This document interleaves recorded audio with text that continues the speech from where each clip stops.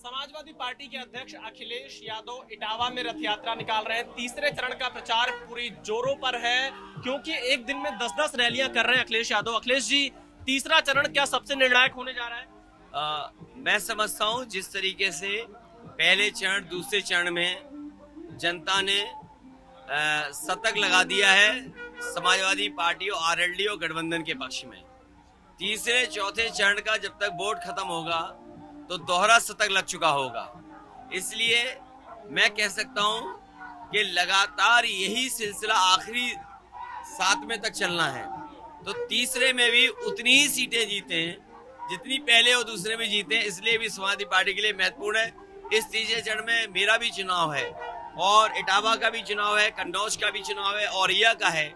इसलिए समाजवादी पार्टी के लिए अपने घर में चुनाव है। मुझे उम्मीद है जनता ने जिस तरह से विकास देखा था, विकास का काम हो रहा था, इस बार भी पुनः समर्थन मिलेगा और सरकार बनेगी। इसीलिए ये जन समर्थन दिखाई दे रहा है। अखिलेश जी, क्योंकि आपने खुद ही कहा ये आपके घर का चुनाव है, क्या चुनौती भी है कुछ इस बेल्ट में आपके सामने? और आज हमने देखा मुलायम सिंह यादव जी ने भी आपके लिए रैली की। किस तरह से ये गढ़, क्या आप लोग 12 जैसा प्रदर्शन कर पाएंगे या 17 जैसी चुनौती है? ये अभी तक का सबसे ऐतिहासिक परिणाम इस क्षेत्र से आने वाले हैं और मुझे लगता है कि जिस तरीके से जन समर्थन मिल रहा है, जन सैलाब आ रहा है, लोग निकल के आ रहे हैं, भारतीय जनता पार्टी को माफ नहीं करेंगे। इस बार भारतीय जनता पार्टी यहाँ से साफ होने जा रही है। अमित शाह आज आपके विधानसभा क्षेत्र में प्रचार के लिए पहुंचे थे करहल। वहां पर उन्होंने एसपी को लेकर एक परिभाषा बताई, आपके ऊपर हमला बोला।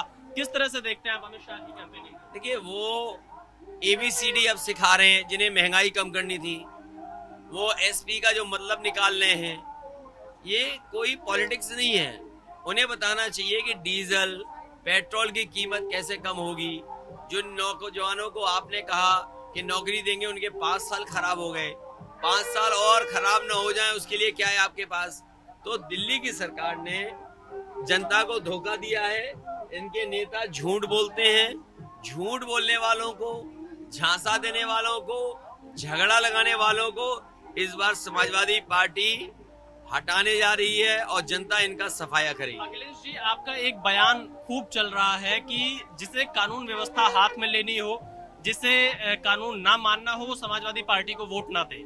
आपके इस स्टैंड को किस तरह से देखा जाए? मैं देख रहा हूं कि उत्तर प्रदेश में 25,000 इनामी उनके क्रिकेट खेल रहे हैं, पुलिस कप्तान और डिस्ट्रिक्ट मजिस्ट्रेट उनकी सेवा कर रहे हैं। 25,000 इनामी खुलेआम वोट मांग रहे हैं।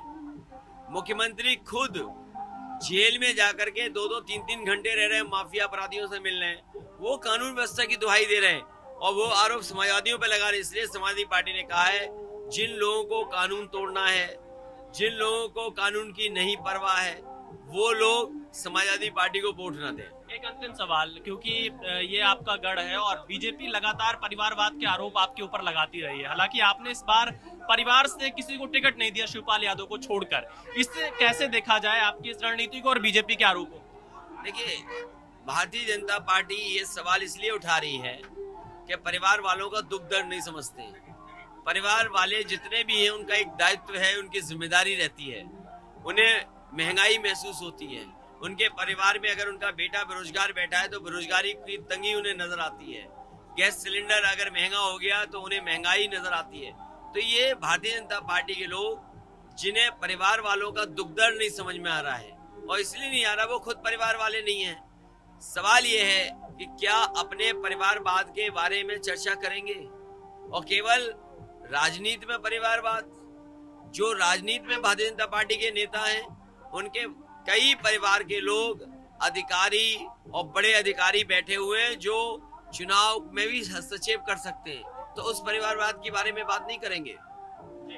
आपके सोशल इंजीनियरिंग की काफी चर्चा है। फर्स्ट फेज से लेकर लगातार जिन चरणों में चुनाव होना है, इतना बदलाव आखिरकार कैसे देखा जाए सोशल इंजीनियरिंग को लेकर? सभी को स्थान और सभी को सम्मान करने का समाजवादी फैसला लिया है और इसीलिए आपने देखा होगा जो क्षेत्रीय दल है उनको साथ लाने का काम हुआ है।